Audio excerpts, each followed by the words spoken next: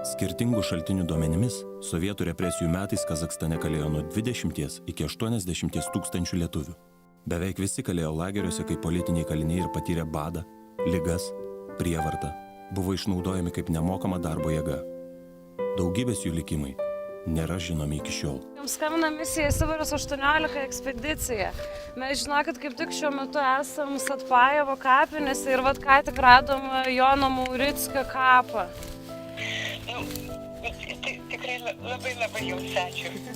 Tai... Viskas sekasi gerai, nieko blogo neatsitinka. Ne, viskas gerai, žinokit, truputį karšta, bet šiandien apsiniaukia, tai mes čia sėkmingai viską sutvarkysim, grįšim sekmadienį ir paskui su jumis kažkada susitiksim ir parodysim viską.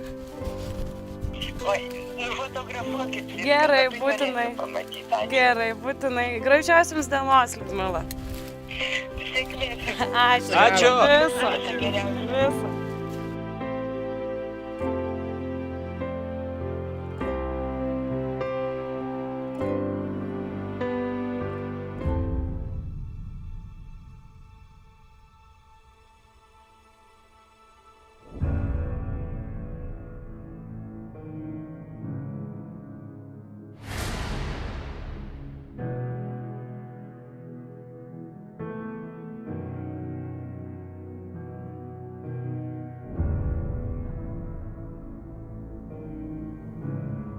Ekspedicija Misija Sibiras išvyksta į Kazakstano Respubliką, lankyti Karagandos, Balchašo ir Džeskaskano apylinkių. Visos jos telpa į vieną sąvoką – Karlagas.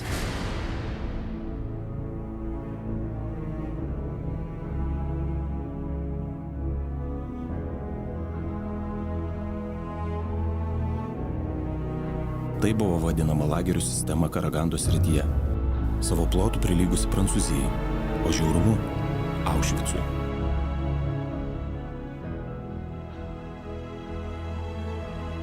Čia buvo išbarstyti daugybės lietuvių likimai.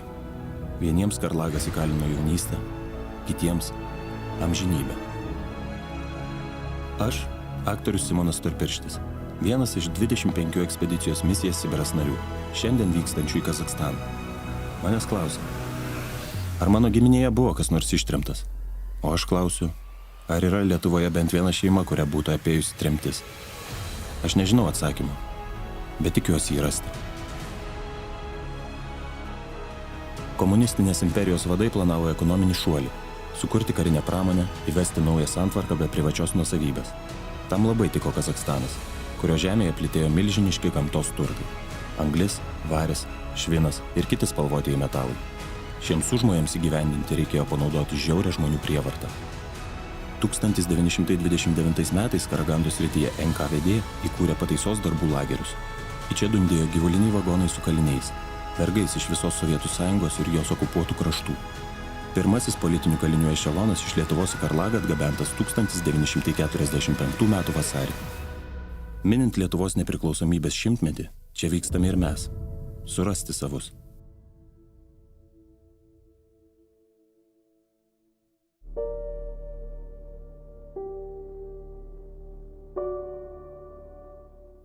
Dabartinių kelių prieš kone 80 metų išvis nebuvo. Kalinius čia veždavo traukiniais į Karabaso geležinkelio stotelę, paskirstymo punktą. Iš čia pėsčius varydavo tiesiai per stepę, į kalėjimų skyrius. Karabasas daugeliui tapo paskutinė atodūsio vieta. Kiti atgulė kapinėse. Temirtau kapinės netoli Karagandos pirmosios, kurias lankome ir škuojame, ieškodami lietuviškų vardų.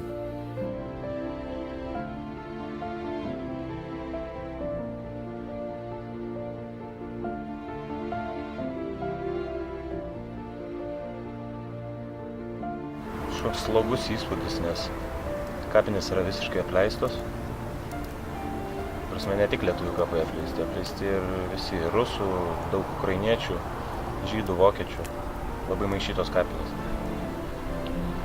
Ir kilo tokios keistas mintis, kad pradedi galvoti, kiek skirtingas supratimas yra, pavyzdžiui, Lietuvoje kapinių ir va čia.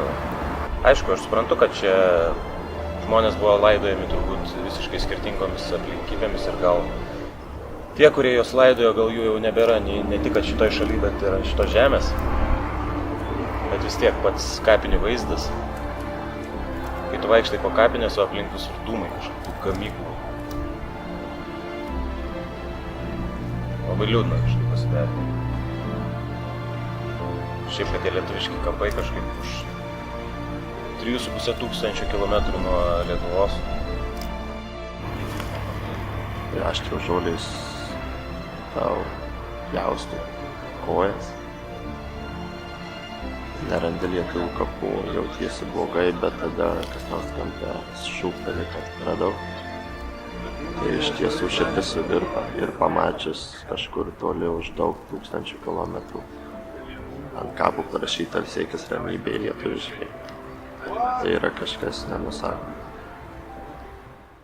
Jausmas, kai tu surandi, jis yra kažkas tokio. Nes mes iš pradžių vaikščiojom, tada visi pradėjo šaukti, ei, čia yra, čia yra, čia. Ir tu skaitai tas pavardas, kirilica užrašytas, ir tu supranti, kaip skirtingai susidėliojo žmonių likimai, nes yra vieni žmonės, kurie yra su stačiatikių kryžiais palaidoti, kiti yra paprasti mediniai kryželiai, užrašyti kirilica, kiti yra net lietuviškai parašyti. Ir kai tu sutvarkai tą kapą, tau pasidaro kažkaip truputį ramiau.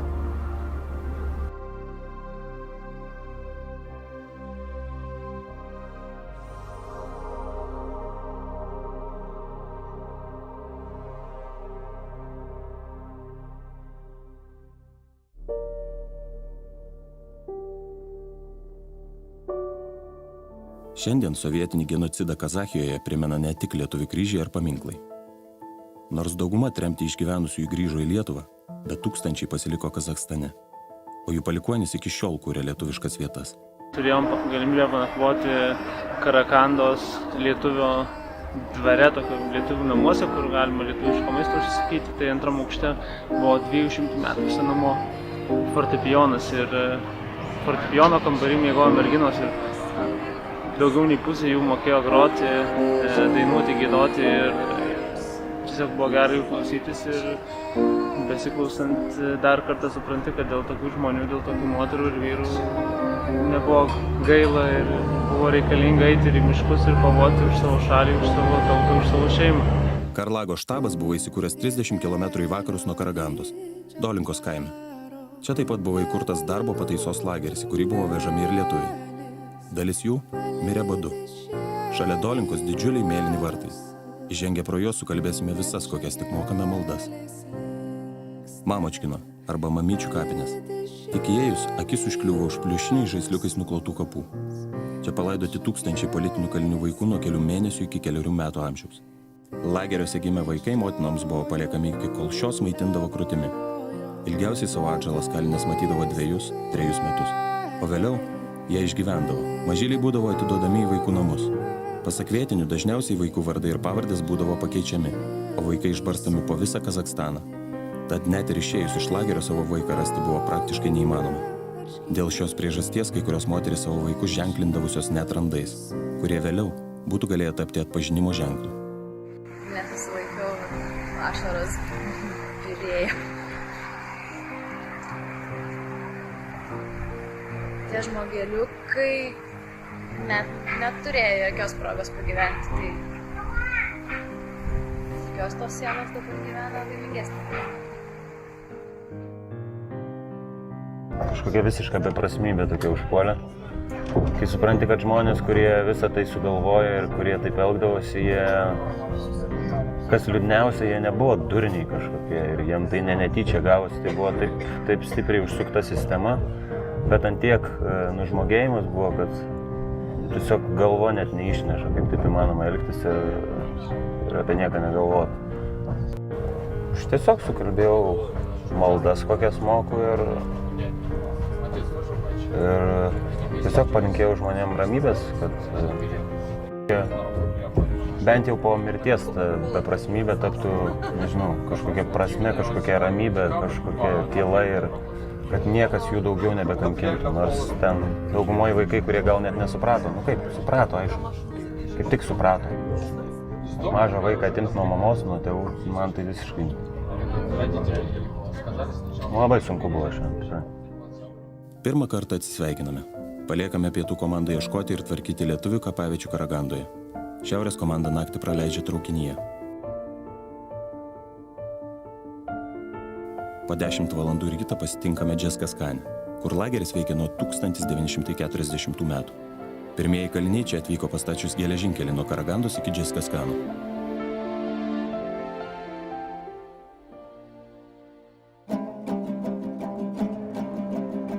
1954 gegužės 16 dieną viename iš Džeskaskano lagerių, Kingire, įsilepsnojo politinių kalinių sukilimas.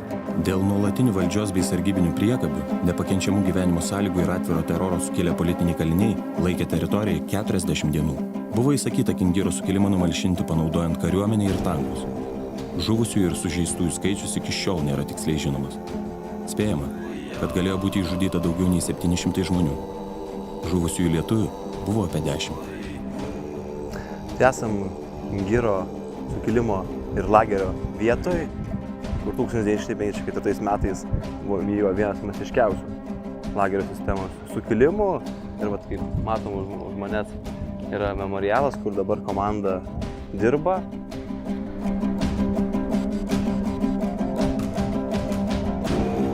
Šis memorialas pradėtas kurti 1990 metais, ekspedicijos į Kazachstaną metu. Kingiro aukoms atminti buvo pastatytas 10 metrų plieninis kryžius, tačiau siaučiant stepių uraganams kryžius buvo nulenktas ir priplotas prie žemės.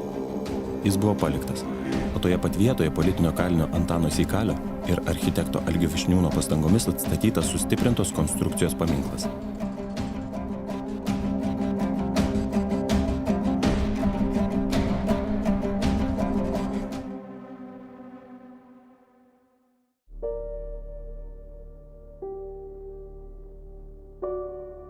Pietų komanda visą dieną tvarko Mamyčių kapinės, Šukoje Temirtau ir Zelionoje Balka kapinės.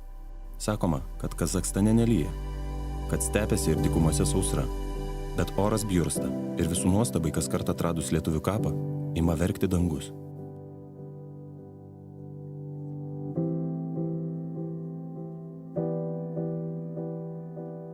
Reikia dabar pasiskirstyti irgi po vieną. Einam po vieną, kaip ir darėm Temirtau, turim praktikos, susirandam,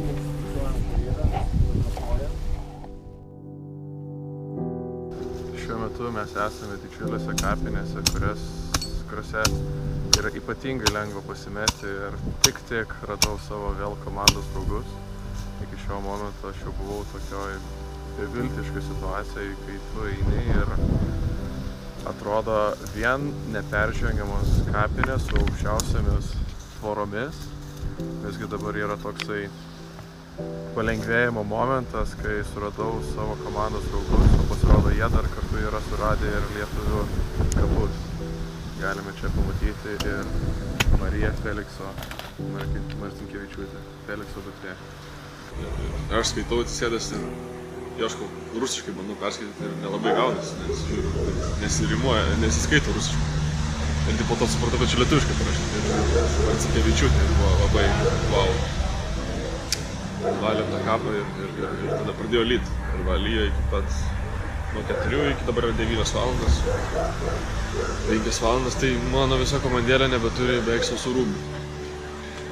Visai neseniai grįžome į mūsų stovyklavietę ir kas mums buvo žadėta, kad bus plus 40 ir mes turėsime kęsti labai didžiulį karštį, visiškai to nematome, matome pakankamai šaltį, tik nustojo lyti, o prieš tai turėjom pakankamai stiprų lietų, bet kas yra labai gerai žiūrėti, kad iki šiol jautėmės, kad kažkaip neįgyvendinta yra misija, kažko trūksta. Tai labai gera buvo pamatyti, kad lietus taip atgyvino visus, kas yra keista. Iš ko galima atpažinti misijos Sibiras dalyvį, lietus jį atgyvino. Ir aišku, linkėjimai šiaurės komandai, kuri dabar kaista, o mes truputėlį šalame.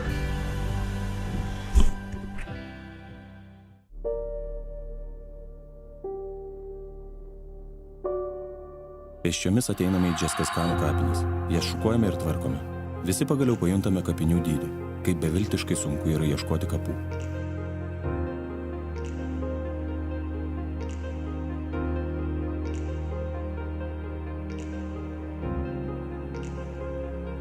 Apie bet toks gan liūdnas vaizdas iš tikrųjų.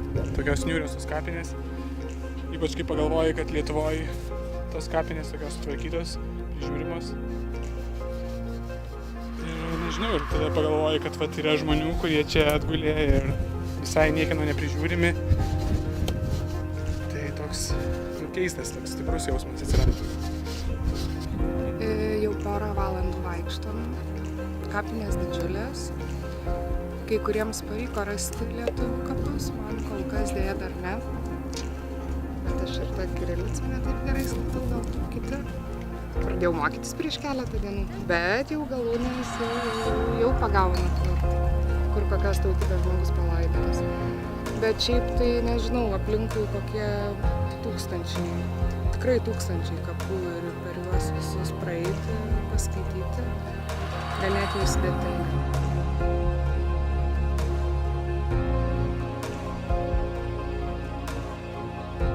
Šitose kapinėse radom berods 4 ar 5. Vienas iš jų, kuriuo mes dabar tvarkom va 3, dažom tvorą, patį paminklą ir kiek atnaujėjo.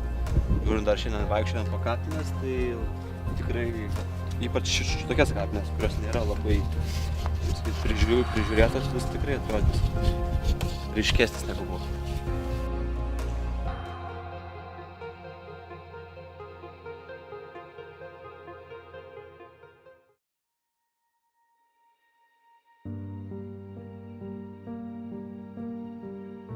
Dar niūresnė vieta – Rūdnikas. Čia gyveno bausmę atlikę politiniai kaliniai ir tremtiniai. Čia veikia ypač žiaurus lagerio postas, kasdien nusinešdavęs apie 100 gyvybių. Dabargi miršta pats stalininis Rūdnikas. Jį pakeisti žada kasybos karjeras.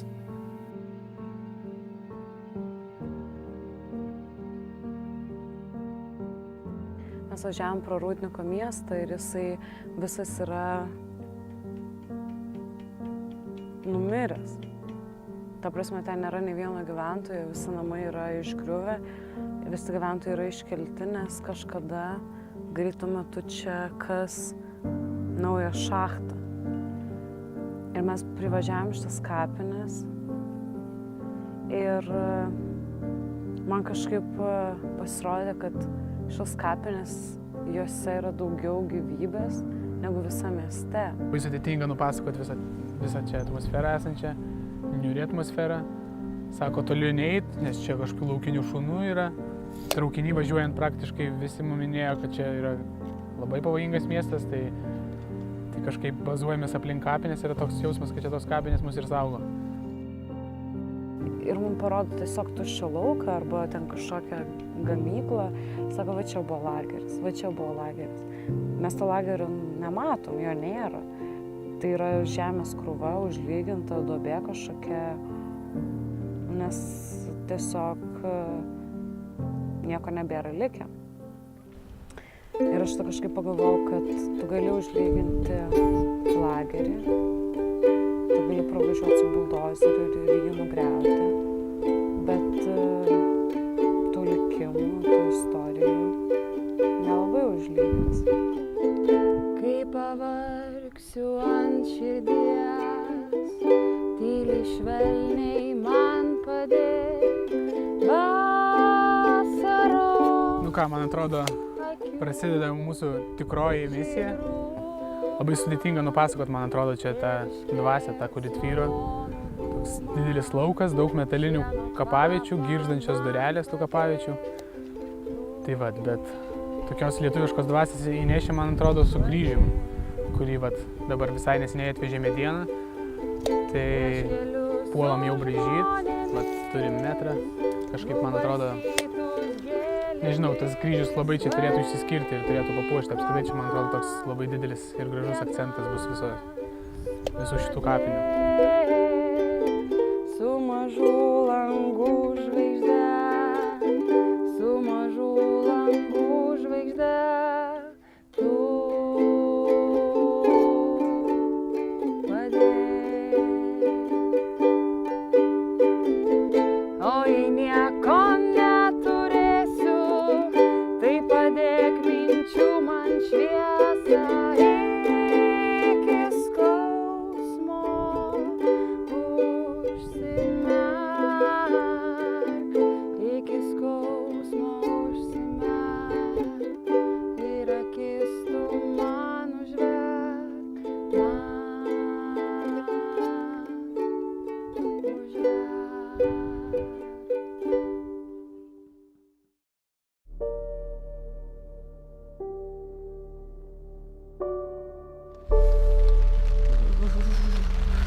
mes žinom, kuri valanda nakties, bet dar nebuvo nustoję lyt nuo, nežinau, nuo pietų, ne, pradėjo lyt. Taip. Ir yra tragiškai šalta. Tai su Agne gulim palapiniai, bet sunkiai sekas užmigti. Aš apsirengiau visus savo rūbus, kurie yra sausi ir nesausi. Jeigu šis mano šlapias. Yra taip šalta, kad nežinau, net ką pasakyti iš tikrųjų.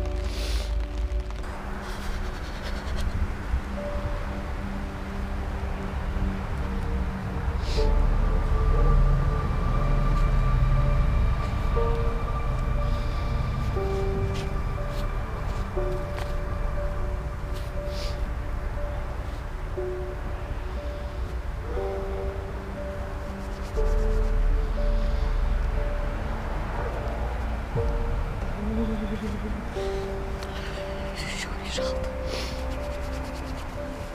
Visą naktį lyja.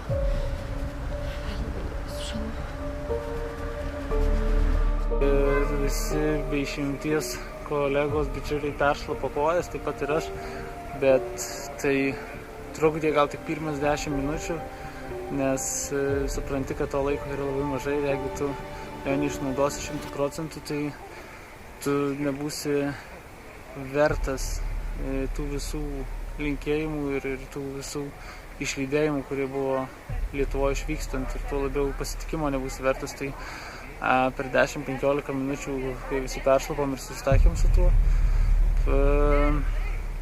pradėjom normaliai dirbti, judėti ir žliugsėti, eiti su žliugsinčiais batais.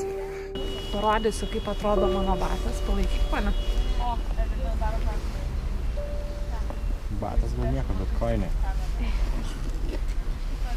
Ai, ne. Tik yra. Šiltas vanduo. Šiltas vanduo išbėgo. Tai va taip viskas atrodo. Kazachstano stepės. Kazachstano stepės nenustoja stebinti. Motyvacija dingsta kiekvieną dieną, kiekvieną sunkią dieną. Lietus daro savo vis dėlto. Bet kai dingsta motyvacija ir esi nevilty, tai atsiranda kvailų labai dalykų. Aš nežinau, vakar mes ėjom per miestą, dainavom garsiai, dainą šūkavom ir tikrai atrodėm kaip idiotai iš šono, bet tai galbūt ir atgaivina, nes jau neina mąstyti. Kryžių gaminimas naktį, darom daug klaidų, nes tiesiog esam pavargę, šlapi, murzini. Ko noriu, tai dušų. Labiausiai noriu dušų.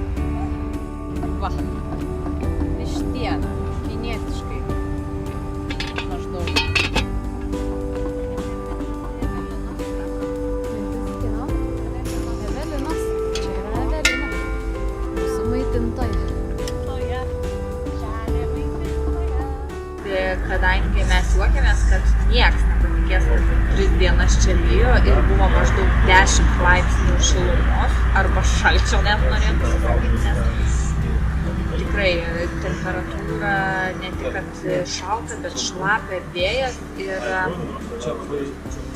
mes juokėmės, kad nieks nepatikės, nes rytoj grįžta pas mus šiaurės komanda, kita mūsų komandos dalis ir jau žada geresnį orą.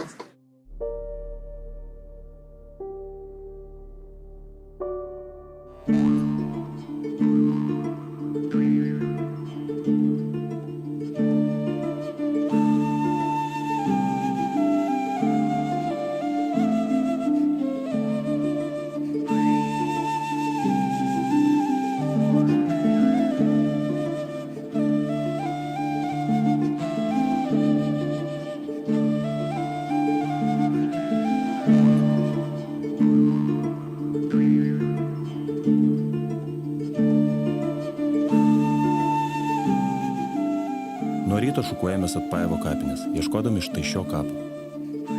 Nuotrauką gavome dar prieš ekspediciją, susitikę su tremtiniais ir jų vaikais. Tremtinė Liudvika atsinešė šeimos nuotraukų albumą, kuriame buvo vyresniojo brolio kapo nuotrauka laidotuvių dieną. Jis dirbo šachtose pavojingomis sąlygomis ir mirė vos 17. Išvykdami, mes užsibrėžėme tikslą surasti tą kapą. Bet mes nerandame. Kapinės tiesiog per didelės, o mūsų per mažai. Mes pavargę ir nusivylę. Laikas grįžti. Paskutinę akimirką mūsų akis užkliuvo už lietuvių kalba parašyto vardo. Jonas. Skambina misija Sibirus 18 ekspedicija. Mes žinokit, kaip tik šiuo metu esam Atpajevo kapinėse ir vat ką tik radom Jono Maurickio kapą. Tikrai labai jums ačiū. Tai... Viskas sekasi gerai, nieko blogo neatsitinka.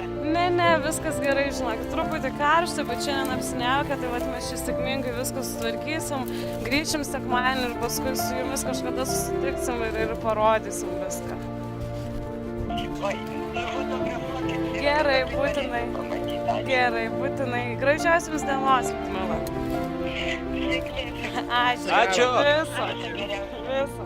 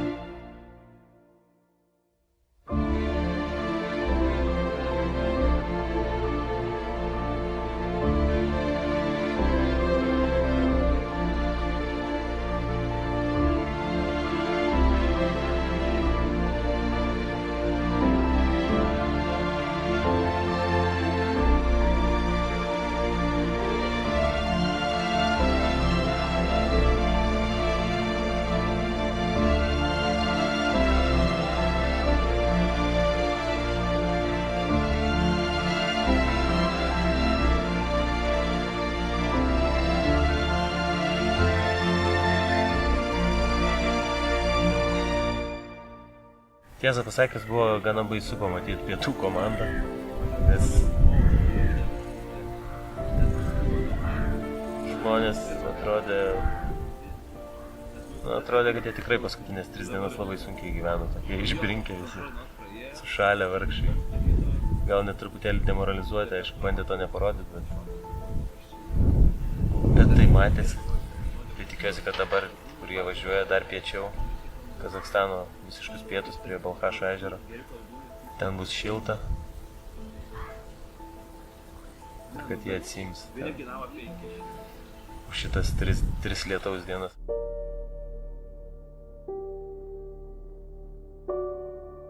Anksčiau Balchašo lageryje buvo kalinami į nelaisvę patekę japonų kareiviai. Nuo 1948 čia įvestas ypatingas kalinimo režimas. Čia vežami politiniai kaliniai, tarp jų ir lietuviai. Daugiausiai kalinių čia buvo 1952-aisiais. Apie 5000 žmonių. Iš jų apie 1000 lietuvių. Kaliniai statė naujus vario rūdos sodrinimo įmonės cechus. Lietuvės moteris tiesė vandentekį į rytinį Kaunradą. Dirbo plytinėje. Balchašo kultūros namai pastatyti ir dailinti lietuvių rankomis. Visą Balchašo miestą per prievartą pastatė jo kaliniai. Netoli Balchašo ežero veikęs lageris jau virtęs griuvėsiais. Šalia lietuvių, japonų ir kazachų sukurto memorialo Balchašo lagerio ir kapinių aplinkoje pastatome atminimo kryžių.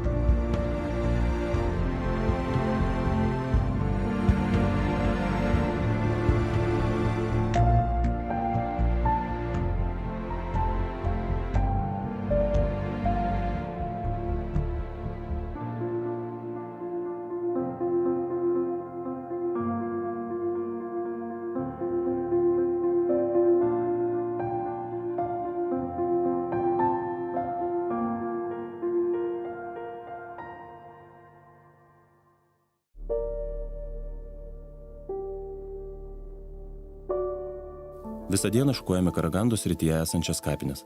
Visi pavargę, tyliai darbuojasi taupydami emocijas. Ekspedicijos tikslas – surasti savus. Šiuose kapinėse man įgijo naują prasme.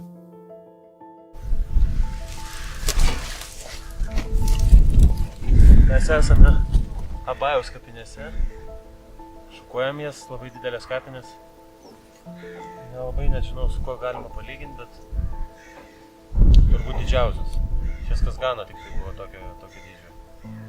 Šukuojam pirmyn atgal, jau einame trečią kartą. Ir Ieva pašaukė ir sako, žiūrėk, ką radau. Ir aš iš pradžių nepatikėjau, nes net pats nežinojau, kad šituose kraštuose galėjau kažkas. Tai va, tai mūsų atradimas. Nežinau, ar matosi. Storpirštis Eduardas.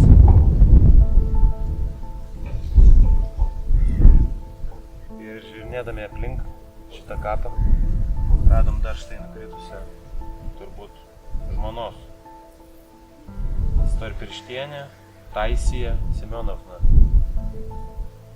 kuri irgi kartu palaidota, bet kadangi čia duobė, tai vad nežinom, ar išvežtas kuris nors iš jų yra. Tai vad bandysim tvarkytis, bandysim žiūrėti, bet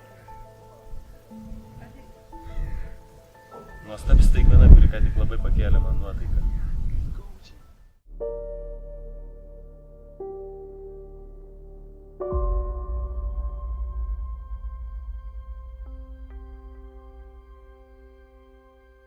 Prie Balchašo miesto esančioje lagerių kapavietėje palaidota apie 250 lietuvių, tačiau tikslus mirusiųjų skaičius nėra žinomas.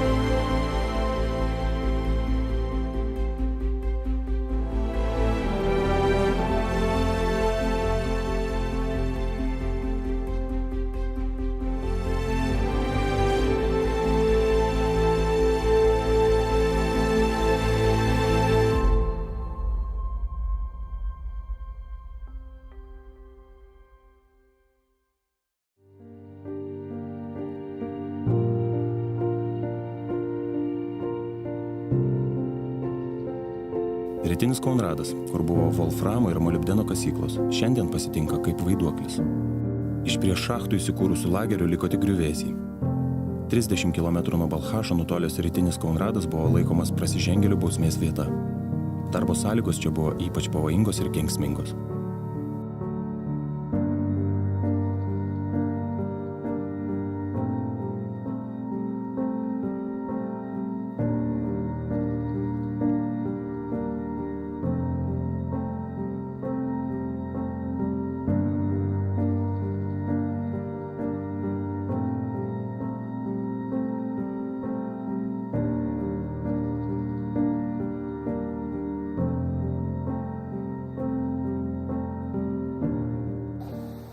Keistas jausmas yra, kai reikia apsitvarkyti vietą, kur statysim paminklą ir Ir reikia žmonių kaulus. Tam, kad...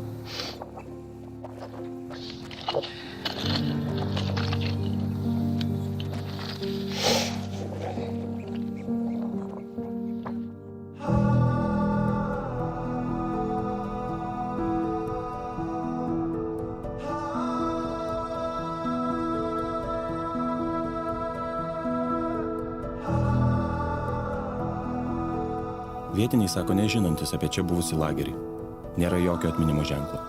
Išlikę tik vartai, įėjimas į lagerį. 2 kolonos, pro kurias įėję nebeišeidavo. Ant nuvirtusios kolonos įrengėme atminimo lentą.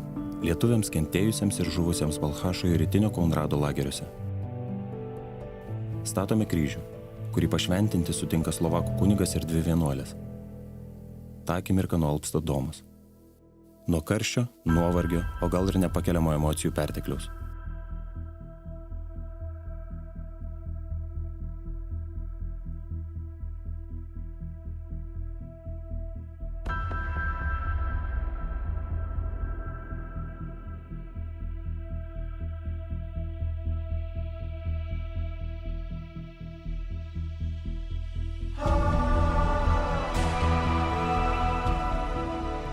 Labiausiai sujaudina kunigo žodžiai, kad nuo šiol tai bus nauja katalikų vieta, kur vienuolės ir kunigas veš tikinčiuosius ir melsis.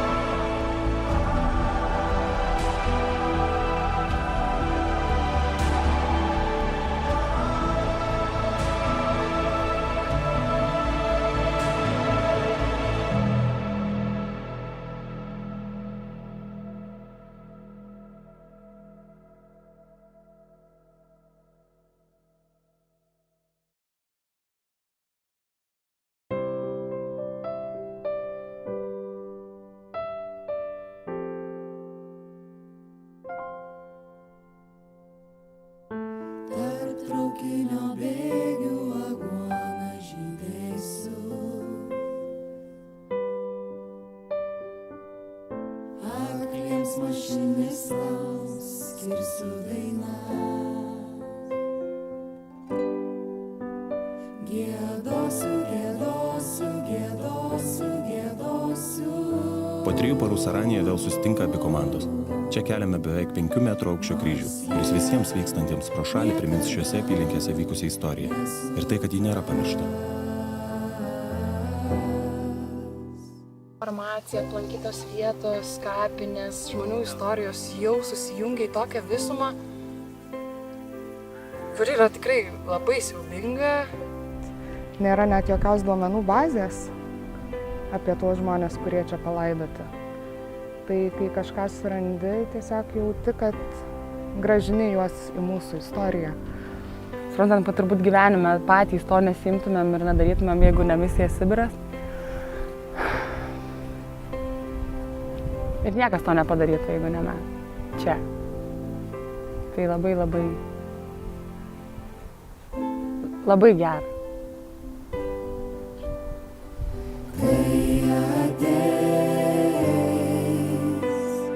Mano mirtė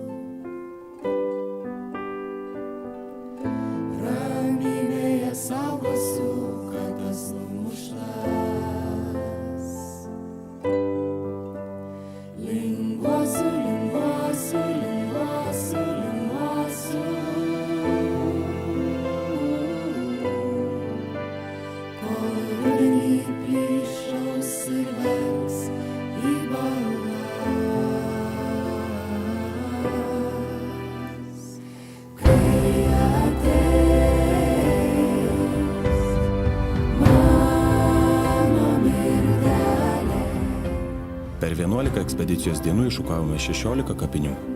Jose radome beveik 200 lietuviškų pavardžių ir kapų. Juos inventorizavome ir sutvarkėme.